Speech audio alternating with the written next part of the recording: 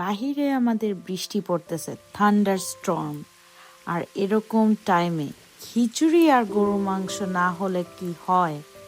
আসসালামু আলাইকুম এভরিওয়ান, সবাই কেমন আছেন? আশা করছি সবাই ভালো আছেন। আজকে আমি আপনাদেরকে খিচুড়ি আর গরু মাংস রান্না করে খাওয়াবো। চলেন রেসিপি শেয়ার করি। সো প্রথমে আমি গরু মাংস রান্না করব।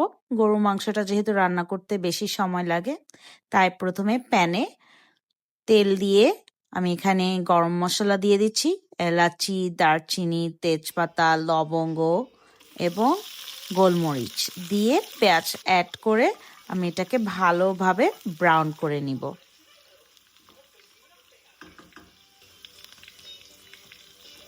দিয়ে দিচ্ছি স্বাদ মতো লবণ। লাইক আমি অলওয়েজ বলি, লবণটা আগে দিলে পেঁয়াজটা তাড়াতাড়ি সফট হয়ে যায়, তাই আমি সবসময় পেঁয়াজের পরপরই লবণ অ্যাড করে দিই।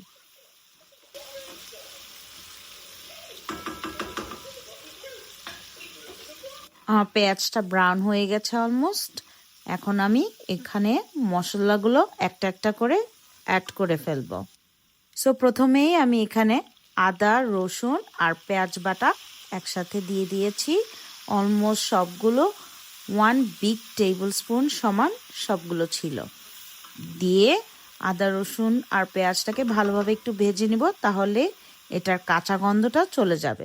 দিয়ে দিচ্ছি 1 টিস্পুন হলুদের গুঁড়ো, 2 টিস্পুন মরিচের গুঁড়ো, 1 টিস্পুন ধনে গুঁড়ো আর 1 টিস্পুন জিরা গুঁড়ো দিয়ে ভালোভাবে মশলাগুলো ভুনে নিব, যাতে এগুলোরও কাঁচা গন্ধটা চলে যায় এবং মশলাটা ভালোভাবে ভুনা হয়।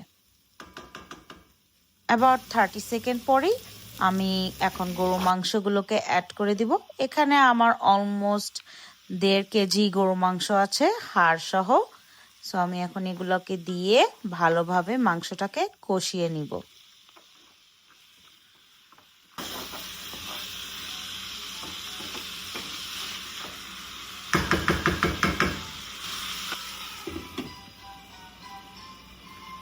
অ্যাবাউট 5 মিনিটস আমি এটাকে ঢাকনা দিয়ে রেখেছিলাম। এখন আমি আবার এটাকে একটু চেক করে নিচ্ছি।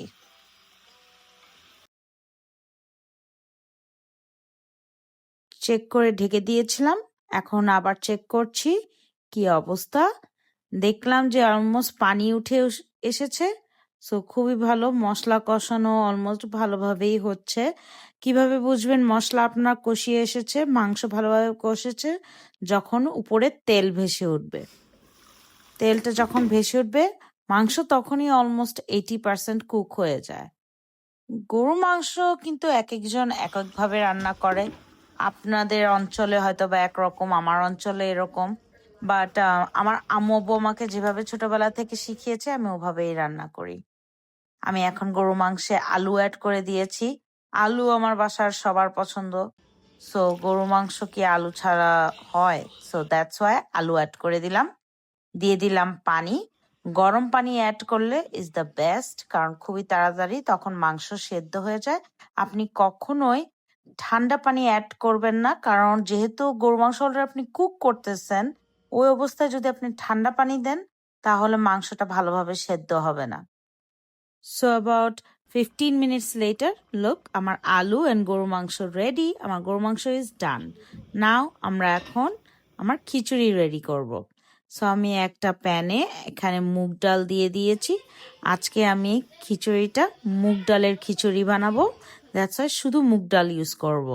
সো ভালোভাবে মুগ ডালটাকে আমি এখানে ভেজে নিচ্ছি। আমি এখানে অ্যাবাউট 1 কাপ মুগ ডাল ইউজ করেছি। এটাকে বারবার ভালোভাবে নেড়ে আপনারা ভেজে নিবেন।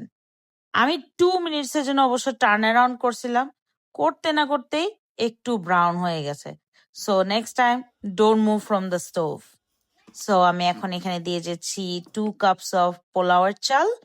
পোলাওয়ের চাল দিয়ে চাল আর ডালটাকে আমি ভালোভাবে ওয়াশ করে নিব যতক্ষণ পর্যন্ত পানিটা একদম ক্লিয়ার ওয়াটার বের না হবে।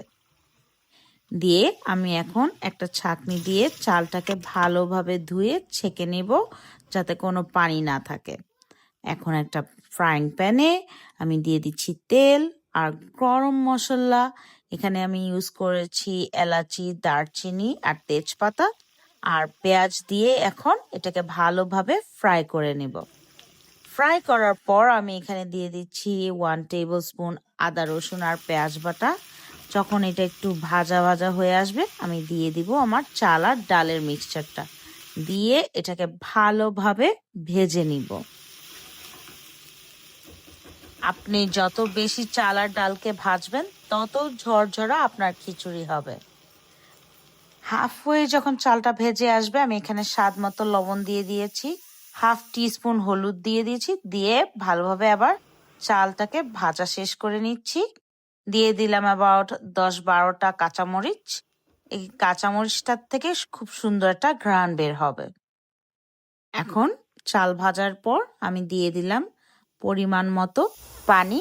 সো এখানে আমি যেহেতু অলমোস্ট 3 কাপ চাল অ্যান্ড ডাল মিক্সচার অ্যাড করেছি, আমি অ্যাবাউট 6 কাপ পানি এখানে দিয়ে দিয়েছি। আর অবশ্যই গরম পানি অ্যাড করবেন, দিলে এটা খুব তাড়াতাড়ি কুক হয়ে যাবে এবং আপনি কখনো ঠান্ডা জিনিস গরম জিনিসের সাথে মিক্স করবেন না। সো ওটা কুকিং প্রসিজারটাকে স্লো করে নেয়। সো এখন আমি এটাকে দিয়ে এখন কুক করে নিব অ্যাবাউট 20 মিনিটস। খিচুড়ি হতে বেশি টাইম লাগে না, 20 মিনিটসের মধ্যে আপনার দেখেন ঝরঝরা খিচুড়ি রেডি। এটা হচ্ছে আমার একটা ট্রিক্স। আমি একদম নামানোর আগে অ্যাবাউট 1 টেবিল স্পুন সরিষার তেল দিই, একদম কাঁচা সরিষার তেল, তাহলে মনে হবে পুরাটা খিচুড়ি আপনি সরিষার তেলে রান্না করেছেন। বাট আসলে কিন্তু আপনি খুবই কম তেলেই এটা রান্না করেছেন। এটা আপনাদের জন্য আমার পক্ষ থেকে একটা টিপস। আমার খিচুড়ি শেষ। এই দেখেন আমার গরু মাংস ফুললি ডান। মাশাল্লাহ, দেখতে খুবই লোভনীয় হয়েছে, আসলেও টেস্টটাও খুবই ভালো ছিল। ওই দিনের গরু মাংসটা আসলেও খুব মজা। আর এটা হচ্ছে আমার খিচুড়িটা, খিচুড়ির ফাইনাল লুক। এত ঝরঝরে এত সুন্দর খিচুড়ি আমি রান্না করেছি, আমি নিজেও অবাক। এখন আমি একটা প্লেট নিয়ে খেয়ে নিব। আমার তো একদম সহ্য হচ্ছিল না, যেহেতু আমি লাঞ্চ করি নাই, এখন আমি এটা ডিনার হিসেবে রান্না করেছি। আজকে সারাদিন আমাদের বৃষ্টি পড়েছে বাইরে, আমাদের এখানে পাশেই হারিকেন হচ্ছিল। সো যেহেতু বৃষ্টি, তো ভাবলাম যে খিচুড়ি আর গরু মাংস হলে তো আর কোনো কথাই নেই। সো আমি এখন এটা সার্ভ করে আমি খেয়ে নিব।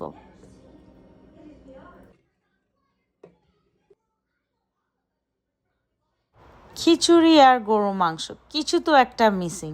এই যে চলে এসেছে আমের আচার। এই আমের আচারটা খুবই স্পেশাল, আমার আম্মুর হাতের বানানো। ইয়েস গাইস, আমার আম্মু আমেরিকায় এখানে বসে কাঁচা আমের আচার বানিয়েছে।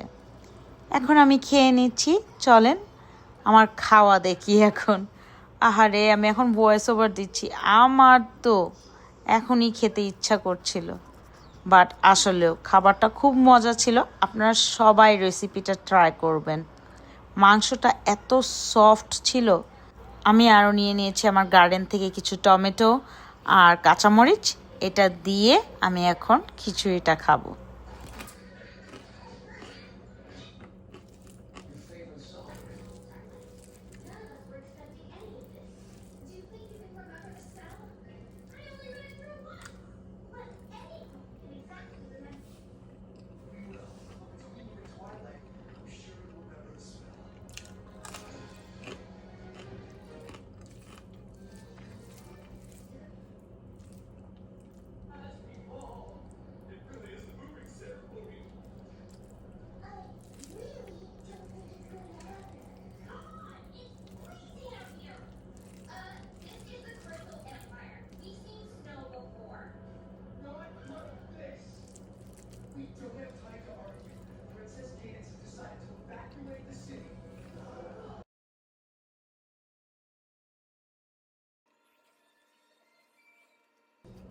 এই পিসটা তো গরু মাংসের সবারই মনে হয় ফেভারিট, নল্লি। আর নল্লির ভেতরের অংশটা, oh my god, it was so good. আলহামদুলিল্লাহ। আশা করি সবার আজকের ভিডিওটা ভালো লেগেছে। ভালো লাগলে লাইক, কমেন্ট অ্যান্ড শেয়ার করবেন আর সাবস্ক্রাইব করবেন আমার চ্যানেলটাকে। আজকের জন্যে আল্লাহ হাফেজ।